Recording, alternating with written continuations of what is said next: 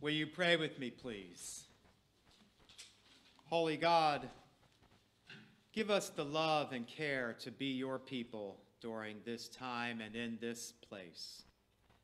Speak into our hearts the message of your word, that we may hear your voice in all that is said.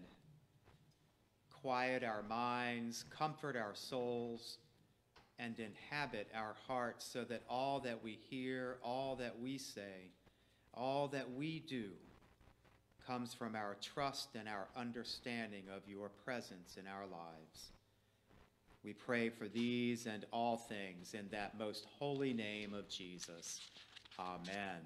Amen.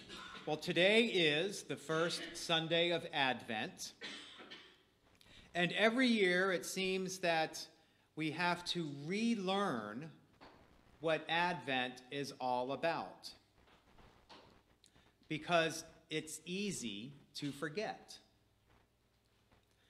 Advent starts on the first Sunday after Thanksgiving, so we are coming off a holiday that launches us straight toward Christmas. And I love Christmas.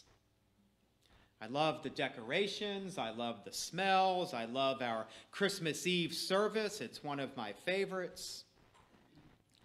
I have quiet Christmas mornings now, and I really love that. But those are all Christmas things. And while this past week, Thanksgiving does indeed launch us into this Christmas season with all of its holiday preparations, we need to remember or even relearn the holiness about this season. For holy days, they're not the same as holidays. Holidays are days that we normally celebrate with lots of outside decorations. You know, we decorate our surroundings to change them a little bit into something more beautiful to look at.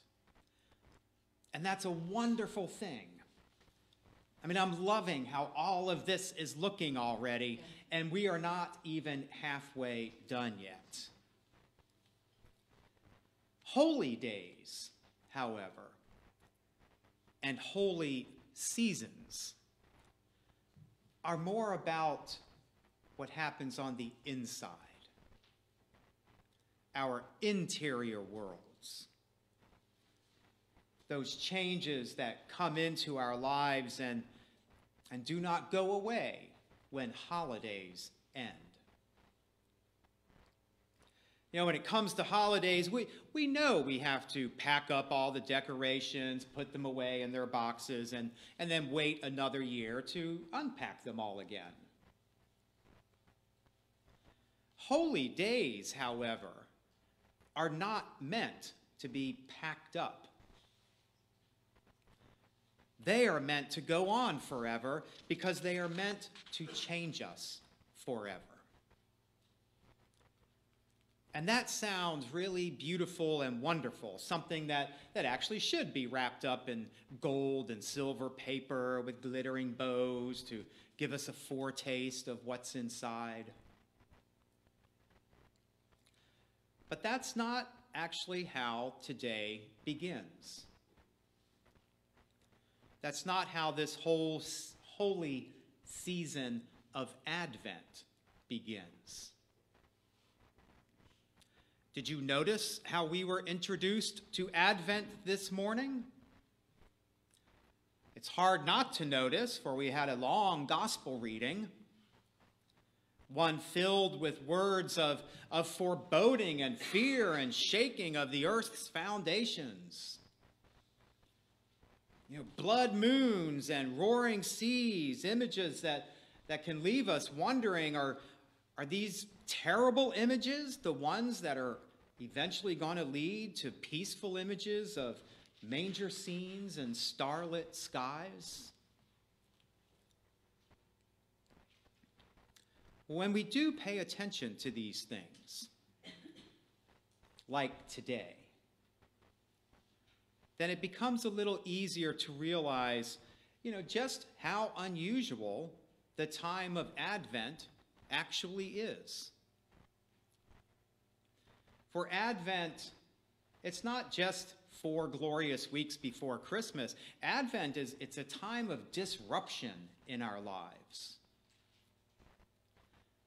And the lesson of Advent is that the breakthrough of holiness, of God's holiness into our lives, it's often preceded by disruption. A disruption of our lives when we recognize that things like hope, love, joy, and peace might be missing in our lives. Which then actually helps us recognize that Advent can be about recognizing how the door is open in our lives for hope, love, joy, and peace to re-enter into us in ways we could not have even imagined. That's the great paradox of Advent and Christmas. The first being about the ways we might feel empty. The second being about the ways we become filled.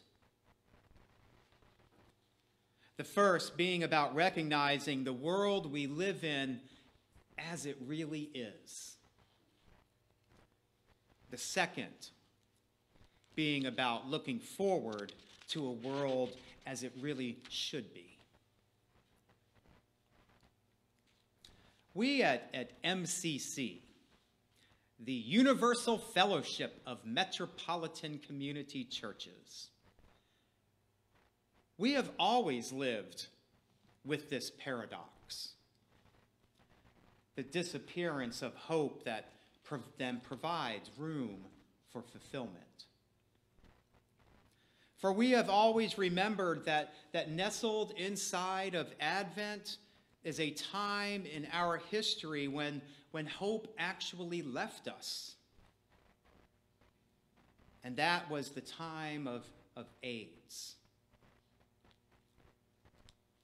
Something you may not know is that part of the genesis of World AIDS Day, what we now know as World AIDS Day, was a memorial service that took place at MCC in San Diego in 1986.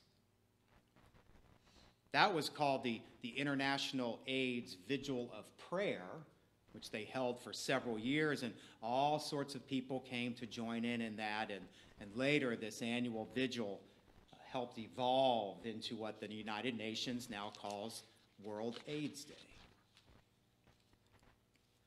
And when they started this, when that first vigil was held at MCC, they were intentional about the date.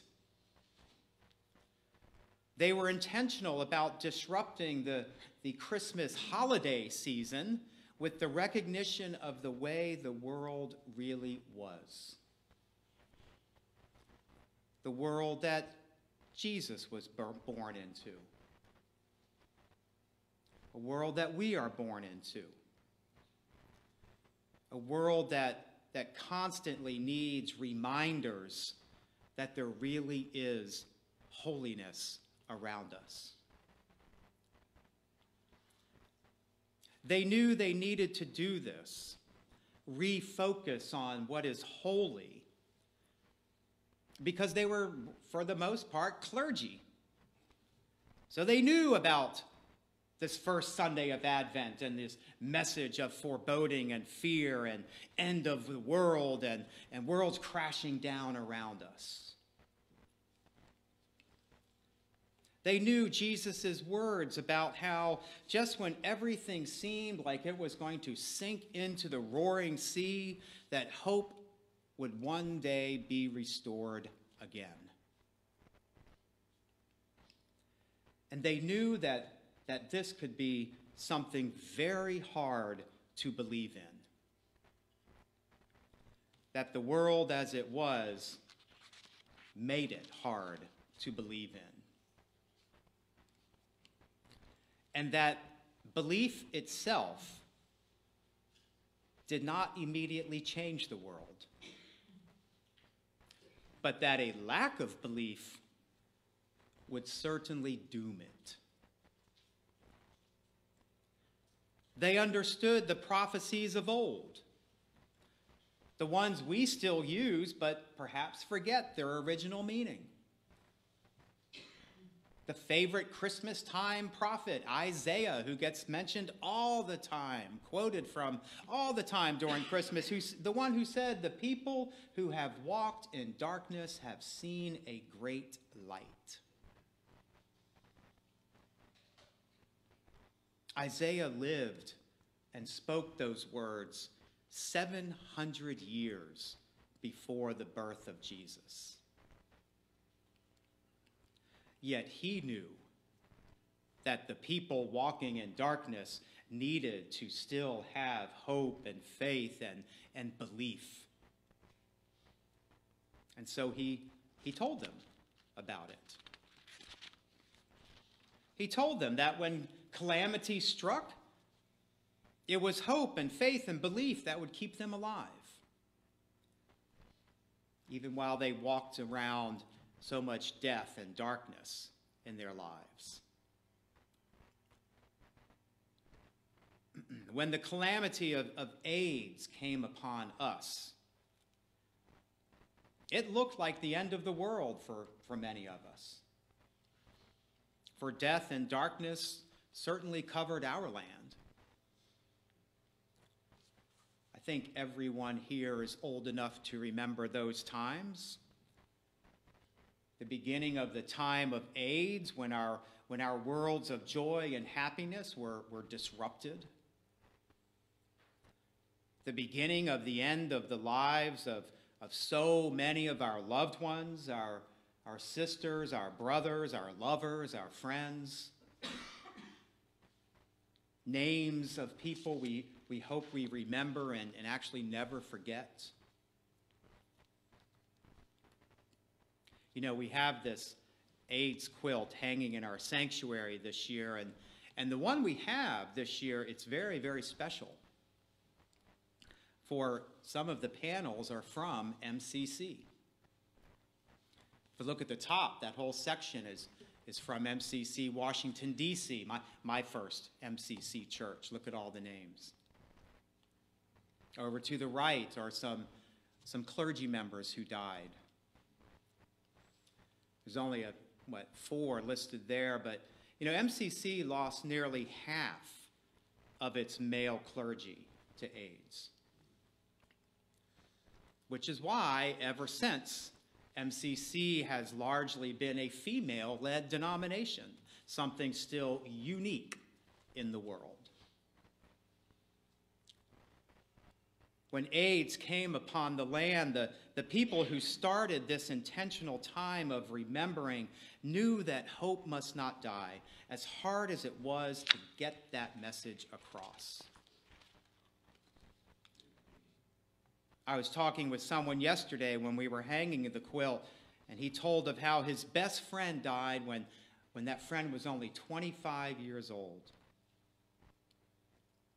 We read some of the names hanging here and noticed their ages and their lives, which on a quilt is represented by a single dash in between 2 dates.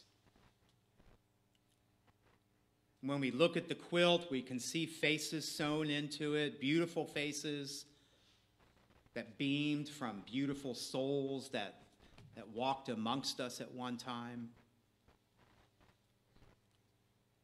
You know, there's such a bitter sweetness around this day, this week actually, because we can't help but remember the terror that we went through and the fainting and the distress that we felt. I mean, how you could be walking down the street one day with a friend who's perfectly healthy and then going to their bedside the next. I mean, the first 1 or 2 times this would happen to you, you know, our systems would be shocked at such a thing, but we didn't really know what was happening yet. But after a while, when it wouldn't stop happening, Some of us just stopped counting. Others, however, thankfully kept track. You know, when you watch your world fall apart, losing loved ones to such horrible, disfiguring diseases, that is all the stark reminder you need to understand what Jesus was talking about today. Quaking of mountains and roaring of seas, things that are supposed to be models of stability in our lives, suddenly fall away. You know, over 40 million people have died of AIDS since that first AIDS vigil. And this year, the United Nations, the theme of World AIDS Day is to end inequity and AIDS and end all pandemics. For you see, we can now add that all pandemics part because something actually came out of the world that ended for so many of us. Something new rose up out of those roaring seas. Something new rose up where mountains used to stand but had fallen down. And something different was born out of the deaths that we witnessed. Compassion was born. Resilience was born. Community was born. Remembrance was born. Because the people who were left behind, us, we were transformed. These things had existed before, of course, but they had been violently taken away from us. And for years, we didn't know if they would ever return. Some of us even gave up hope that they would return ever, resigning ourselves to lives that would simply be lived tending to the deaths of others until our own death came to us. But then other things began to happen, and we began to notice them.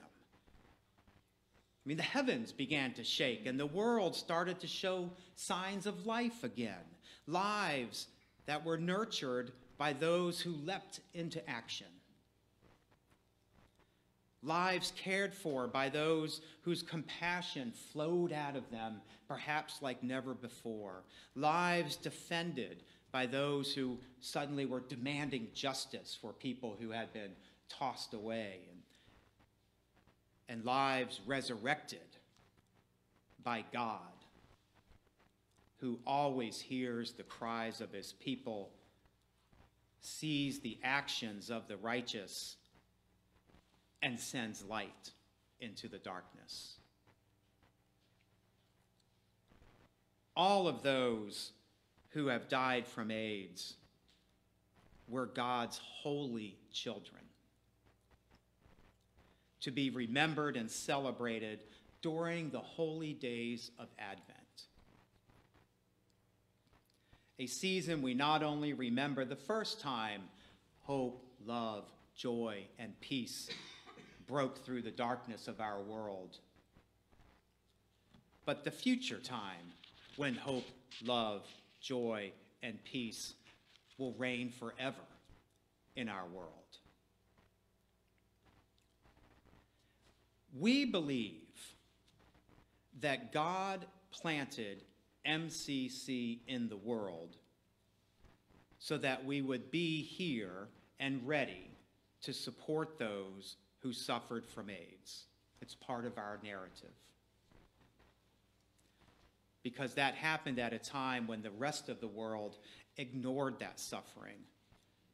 You couldn't find many churches that would touch an AIDS patient, care for an AIDS grieving or a family grieving of a loved one.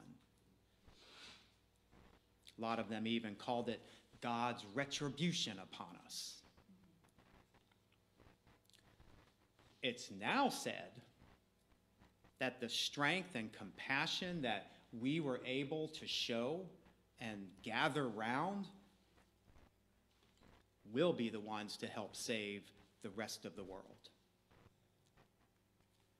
Because so many people are looking for hope, that thing that transcends this world, but also allows us to keep on going on living in this world. You know, I'm so glad that we had that testimony Sunday last week, when we heard individual after individual stand up from every walk of life, every religious background, including none, every set of unique circumstances, every sexuality, every gender, all coming together because of one thing: hope. Because some of us had lost it. Some of us wanted new life breathed into it when we got here. And some of us, what we heard last week, we wanted to know what hope feels like. You know, we know its name, we know what to call it, but we didn't know what it felt like. Which is what I believe Jesus was telling us when he spoke the words we read today. That to truly feel the presence of hope, the presence of God in our lives, the wonder of life and warmth of community,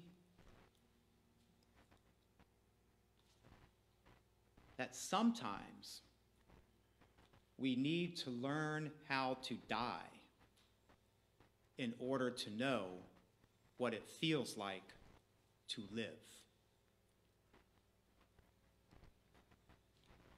I don't have any answers about death itself. I don't know about disease beyond what science tells us, whether it's AIDS or COVID or cancer or dementia. I only know that there is meaning to life that transcends our understanding. Because I know that when I remember names that are stitched into quilts and written on our hearts, that we are remembering much more than just something we used to call someone. We are remembering the beauty that God created in them and how that beauty actually remains and lives on forever. For a beautiful soul never dies. It is reborn in a world that never fades, and that is why Advent is this holy time of the year that can change us forever. Because every single one of those people did it too. Will you pray with me, please? Holy God, we come to you once more, trusting in your mercy and the lived fulfillment of your promises. We remember your awesome deeds of the past that firmly places our hope in today. We humbly kneel before you and ask that you comfort all of those afflicted or distressed in mind and body and spirit. We ask that you would raise up not only your prophets today, but all of us, all of those who would heed your call and live out your compassion and care for us. Come and deliver your people once more. For we have seen your power at work in the quaking of mountains, in the tearing open of heavens, and the peace of your manger. So open our hearts and fill our souls, that we may again be bathed in your love, brought to us through your Son, forever and ever. Amen. And now, my friends, let us take a moment of silence and allow this presence of God to be upon us.